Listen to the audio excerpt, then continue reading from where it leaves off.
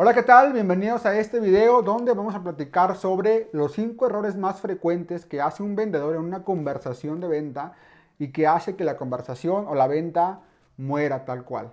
Son pequeñas cosas que pueden hacer una gran diferencia y en la semana pasada estuve acompañando a vendedores ahí con sus clientes reales en el campo de batalla para ver cómo venden, qué dicen, qué preguntan, cómo llevan la conversación, y es por eso que he sacado estos 5 errores que he visto que se repiten en la mayoría de los vendedores. Y es más, si tú quieres que también te acompañe con un cliente real para ver qué vende, qué es lo que vendes, cómo lo vendes y cómo hablas, cómo te expresas, mándame mensaje y yo con mucho gusto voy a estar ahí contigo.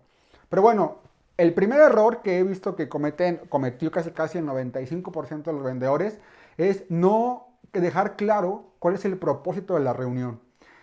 Tal cual llegaba el cliente y ellos empezaban a hablar o empezaba el cliente a hablar, pero no quedaba claro un propósito. Es muy importante decir el propósito de la reunión porque desde ahí te va a permitir que tú lleves el control y el mando de toda la conversación. Le vas a decir, señor cliente, muchas gracias por venir. El propósito de esta reunión es para revisar, primero entender su negocio, entender el área, entender el proceso, etcétera, y después yo le doy mi opinión como un especialista, para después ver tal y tal tema. Pero va a ser muy importante que si desde un principio comentas cuál va a ser el propósito de la reunión, va a ser mucho más fácil que tú lleves el control y el mando. Y además va a hacer que la reunión sea mucho más objetiva, porque de repente veía que los clientes como que no veían claro el por qué estaban aquí. Recordemos que los clientes son personas muy ocupadas que nos regalan 10 minutos de su tiempo, entonces muchas veces ellos no recuerdan cuál es el propósito y tratan de acortar la conversación lo antes posible. Entonces, esto va a hacer que el cliente se sienta más cómodo, se sienta mucho más abierto a comentarte y a decirte los problemas que él tiene. El segundo error también muy frecuente y es no pedir permiso para preguntar. Había vendedores que ya estaban tomando con nosotros un entrenamiento en ventas, entonces ellos ya tenían este feeling de preguntar y la venta consultiva, pero se les pasaba el pedir permiso para preguntar. Y eso es muy importante porque desde un principio, una vez que ya le dices el propósito de la reunión, le dices junto con ese propósito, señor cliente, ¿me permite hacer unas preguntas para primero conocer su necesidad o primero conocer el proceso o primero conocer sus metas?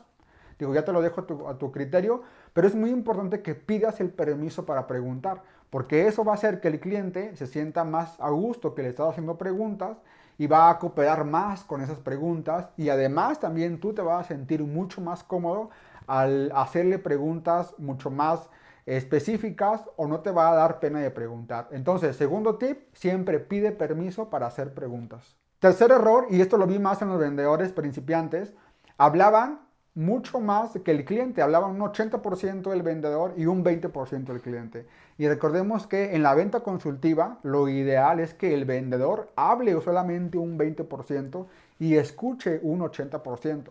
Esta frase que dice que por algo Dios nos dio dos oídos y una lengua para escuchar el doble de lo que hablamos, creo que muchas veces a los vendedores se nos olvida, y de lo emocionados que estamos al detectar ya una necesidad o estar con el cliente, empezamos a estar hable y eso hace que el cliente pierda totalmente el interés.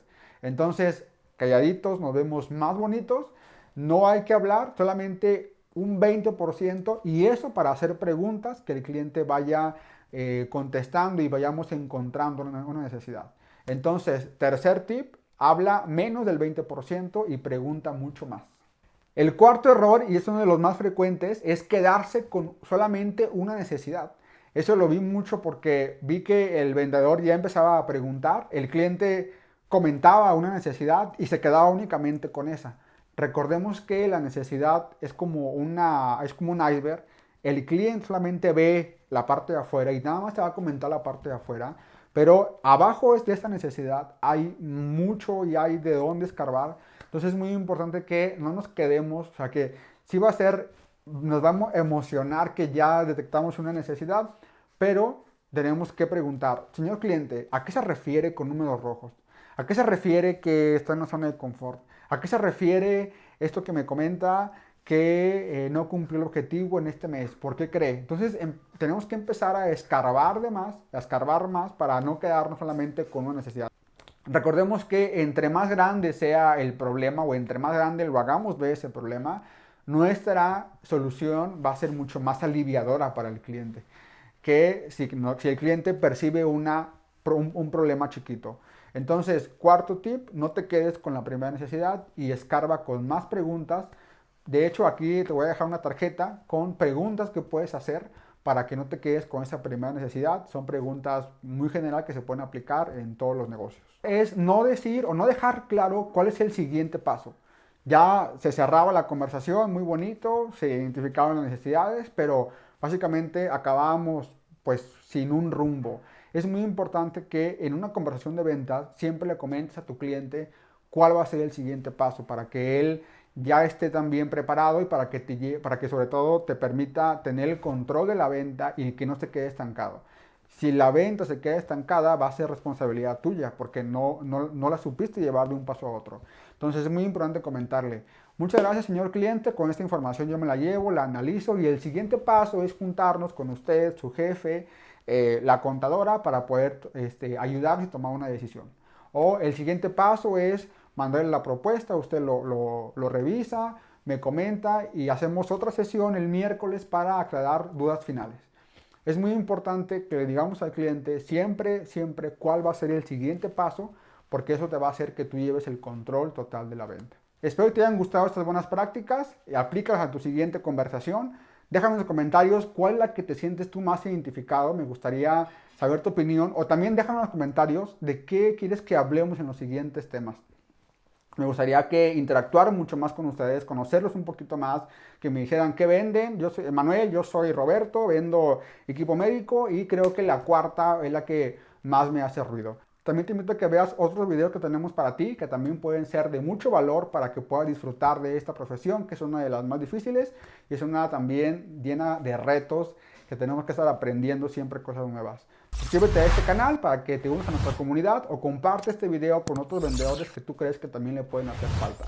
También escríbeme, me gustaría conocerte, me gustaría acompañarte a una venta real con un cliente en el campo de batalla.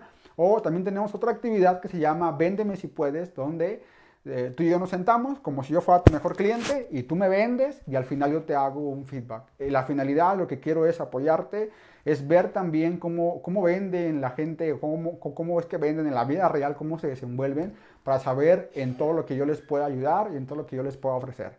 Así que pues muchas gracias por llegar hasta aquí, nos vemos en los próximos videos. No olvides suscribirte y ver otros videos.